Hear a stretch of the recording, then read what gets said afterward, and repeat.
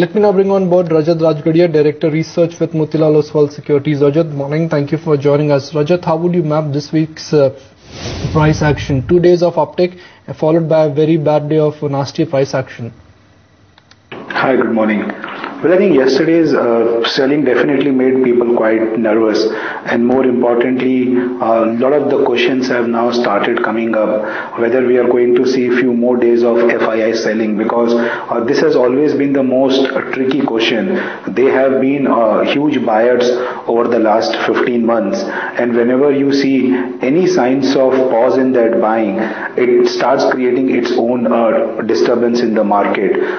Domestic investors, anyways, we know have been net sellers now for a long period of time, and that doesn't seems to be changing in the very short term. So yes, you have the flows part which technically looks weak, but overall I think if you look at the markets, they generally over the last 12-15 months have been trending in this range of about 10%. More importantly is the breadth of the market, which typically collapses more whenever you have these phases like the one that we saw yesterday.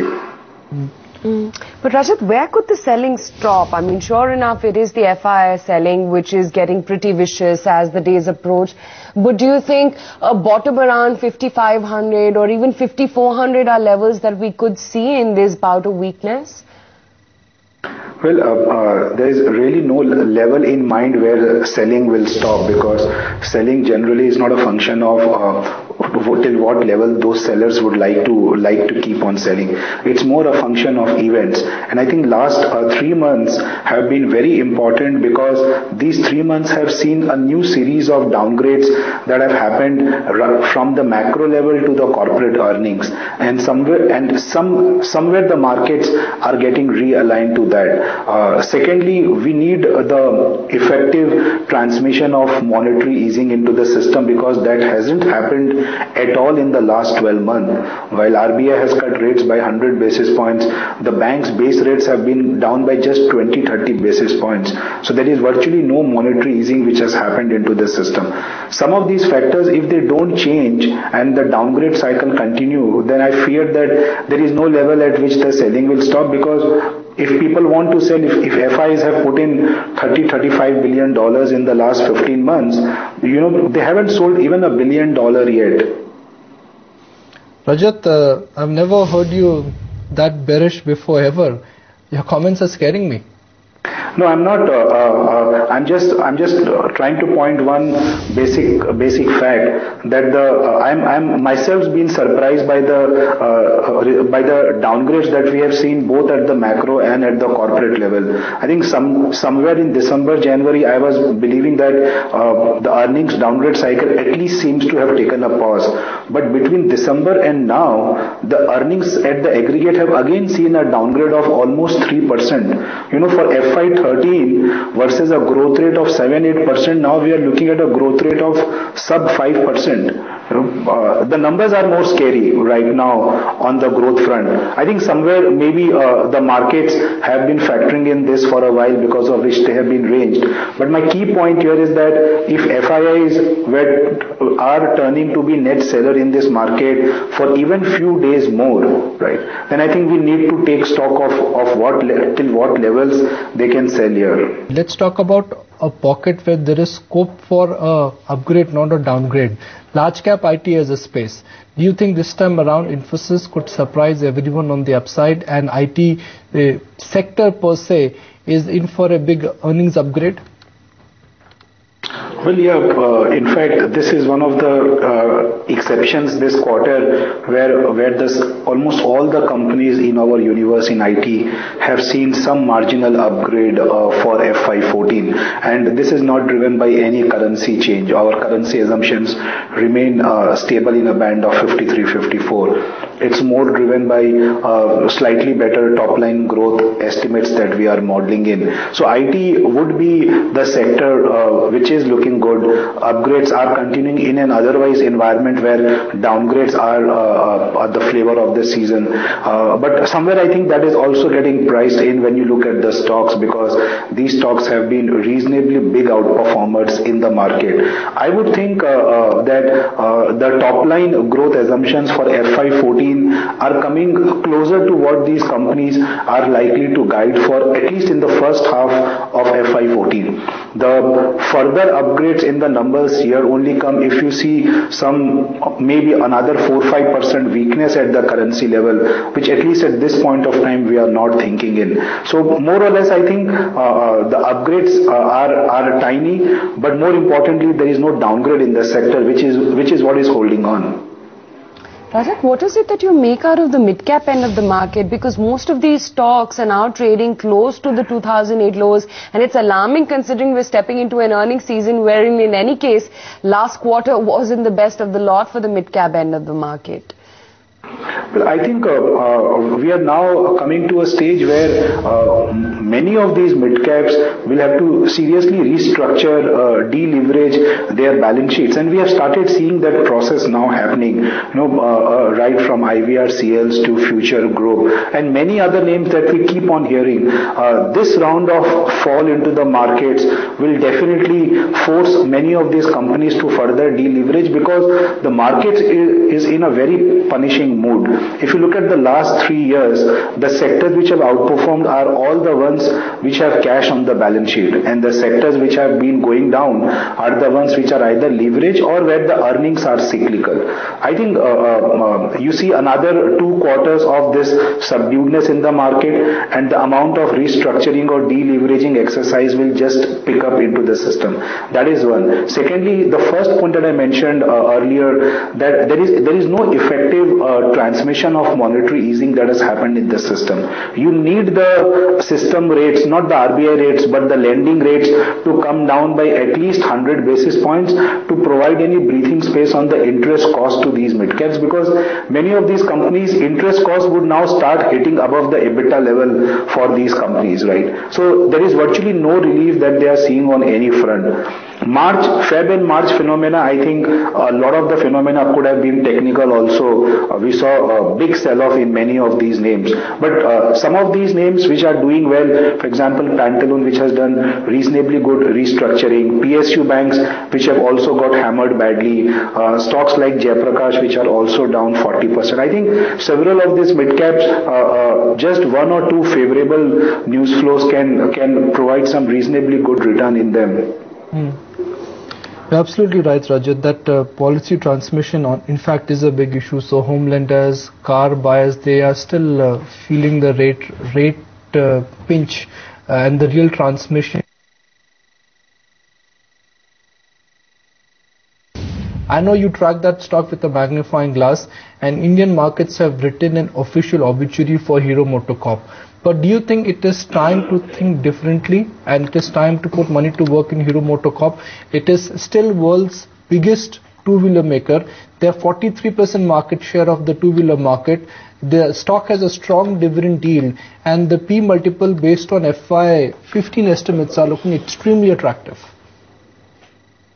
Well, if I break the arguments of Hero MotoCorp into brackets, all the positive arguments have been with the company for the last 2, 3, 4, 5 years, right? So the positive arguments does not change. The only one new positive argument is that the stock has become fairly attractive on most of the valuation parameters that you see. But I think the most critical question that investors want to know right now are two. First, how much of market share loss in FY14 can further happen to Hero MotoCorp because of HMSI getting more aggressive and launching their newer variants?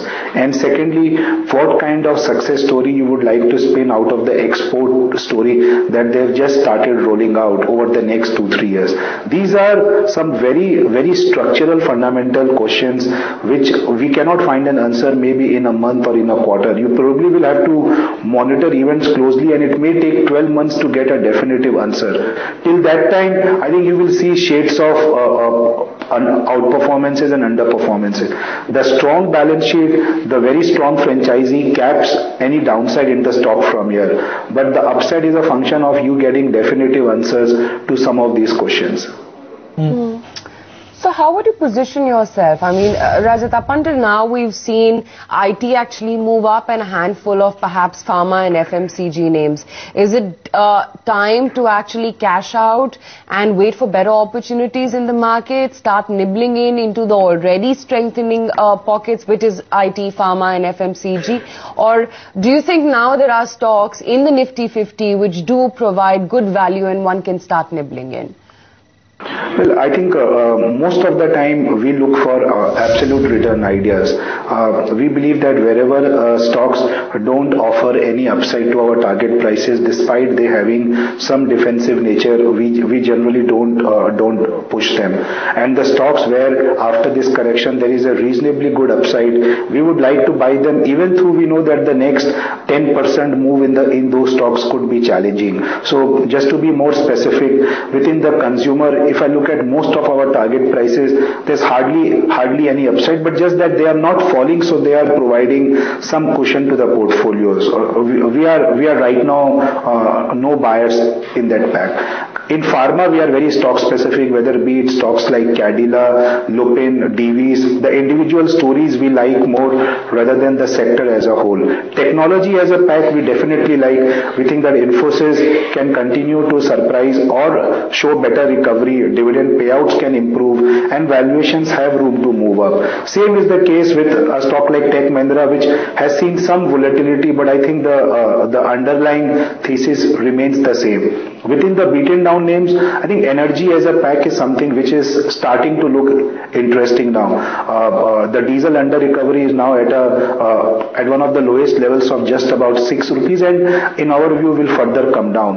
ONGC and Oil India as a combination look two fantastic stocks to buy at this point of time. As I mentioned that this is going to be the period of transmission of monetary easing into the system, which means that some of the rate sensitives, despite the knockoff that they are seeing in this weak environment, are the ones that one should bet upon, whether be it likes of ICICI, couple of PSU banks, stocks like Maruti. They probably ran up too fast sometime till Jan, and they have almost given up most of their gains that they made during this period. So from a pricing point of view, they are definitely not attractive. And then third is telecom. We have seen a lot of volatility and divergences in performances, but I think the bottom has been made. Right? The upside will be gradual, but that is how the stocks will also reflect. Again, Bharti, after correcting from 330, 340 now to 280, is not factoring in the kind of improvement that we expect in FY 14-15. So that is another space that we would recommend buying now. If one works with the assumption that in the near term foreign institutional investors will turn net sellers, do you think it's a matter of time quality stocks will also cave in? Names like Sun Pharma, HDFC Bank, HDFC Limited, stocks essentially which are moving up because of global liquidity? Well, yeah, because those are the stocks that they have been buyers for the last 12 months. So if they were to sell, they will sell what they probably hold. And if they want to realize any worthwhile money out of selling, these are the only stocks that they can sell to generate any worthwhile cash, because the rest of the market is so badly hit right now that, just a little bit of selling can itself damage many of those prices. So if there are outflows by any of the large investors, then I would think some of these stocks which have held on very well would see some casualty, and that is how the market typically bottoms out. In the last leg of the fall, you typically see the most resilient names giving up, and that kinds of creates such a poor sentiment that the bottom formation of the market eventually happens then. Maybe we need a climatic fall before Indian markets really hit some kind of endurable bottom. Rajat, if I map the market structure or market internals for last 3 months, index is only down by about 4%, but mid and small cap stocks have caved in because of local selling and because of margin funding. Do you think for next 3 months we could be staring at a complete reversal here? Large cap stocks, because of global selling, they could cave in, and mid and small cap stocks, they may not fall, or in fact they may outperform? That would be difficult because if the market sentiments remain weak and if you see selling by offshore guys on some of the large caps, then howsoever attractive the mid caps may be, they can always fall more. And a 5% fall in the index can at least lead that much fall in the mid caps also. We have seen that mid caps have virtually no level to stop at. You know, a 5p stock becoming 4, 4p becoming 3 is just a matter of technicals, and that process may not stop if you see overall weakness. Mid caps typically outperform only when you see the broader index holding on well and the sentiment being more positive. Rajat, you know, every time you come on the show, you always give us some multi-bagger ideas. Last time it was MCX and Eicher Motors.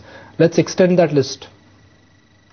Well, I guess we'll have to wait for this earnings season for multi-bagger. But yes, I think there are many mid-caps which are very attractive, right from the mid-cap cement to some of the mid-cap banks. Most of these stocks are again getting hammered because of some reason or other. But fundamentally, you just need one or two things to improve for them. And I think some of these stocks over a period of time will give fantastic returns. Give me three, if not three, two stocks which have fallen because of technical factors and not because of fundamental factors. And if market stabilizes, they will be the first ones to bounce back. Well, I would think if you look at a couple of the media names, for example, the print media names, I think the outlook for them is turning out to be quite well over the next few years. So whether be it stock like Jagran, that should do very well. As I mentioned about bank, if you look at something like a Yes Bank, which has also corrected quite well from the recent highs, their growth, this will be the 17th quarter of 30% plus earnings growth that they would be reporting. And I think the market share gains for them over the next few years will continue.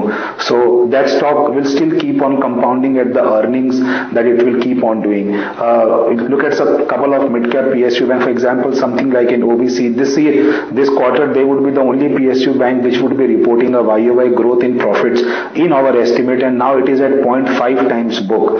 You know, we always see cycles moving from 0.5 time to 1 time book, and the book itself compounds at 15% CAGR for them. And then I think a couple of mid-cap cement names, whether be it JK Lakshmi Cement, etc. Some of them are, or Dalmia Bharat, some of them are big names. The market caps are very small. You probably need to see some pickup in the activity sometime in second half of FY14, and the asset valuations are extremely attractive for them to provide big returns from here on. Rajat, what have you made of the latest CERC order and what it means for names like Tata Power and Adani, which have shown, tremendous stock price movement? I think if the government wants to send positive signals to the market, the two sectors that they need to seriously work upon is energy and power. Energy, we have seen the diesel price deregulation, and hopefully we will see the gas price hike sometime in the next 6 months for the sectors to start coming back on a very, very strong footing. As far as the power is concerned, there are three key issues. First is SEB, second is coal price pooling, and third is this tariff related changes. The SEB things are getting sorted out. I think this tariff thing is something which is also important because several of the private companies, big projects are stuck in, right from Adani's, Tata's, etc. And the third is the price pooling. This is, if over the next 6 months we see big resolutions to the problems in this sector, that in itself will be a big event for the markets to look at. This particular development that happened yesterday, I hope we see some more of these happening by CERC over the next few weeks for some of the other companies also, so that it provides not just relief to those companies but also to the lenders who have lent money to these projects.